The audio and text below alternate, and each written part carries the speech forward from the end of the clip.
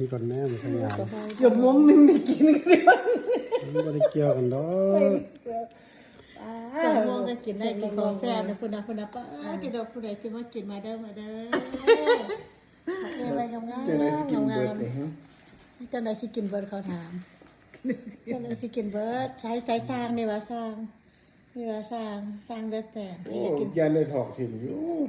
เดี๋ยวเขาว่าย่าน แฮ ให้ ก ทอ มุ้ ด มมันบ่เนาะ พุ่นน่ะโอ้งามเด้อ มันบ่มีถอกถิ่นหรอก โอ้เป็นจะแซ่บเว้ยเพิ่นว่าเป็นถอดโทษดีเดี๋ยวมาทายยังเฮ้ยจะคือกินเอ้งามแล้วยังขาดอยู่อ่ะ ขาดทั่ว โทษดีอันนี้ก็โทษดีความไม่ไหว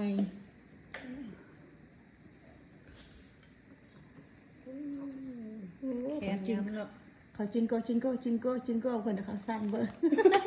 อยู่เมืองลาวเขาเอาไปตรวจใส่ที่หอก็ขอ thank you ไอ้ดู ตากเพิ่นดูตากเพิ่นดู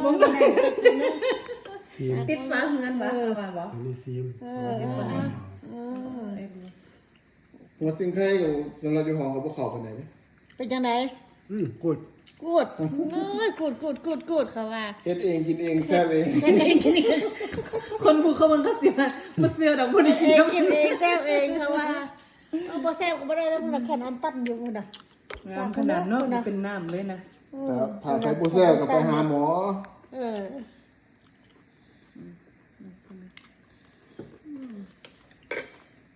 เท่านั้นแล้วมันบ่แซ่บไปหาหมอ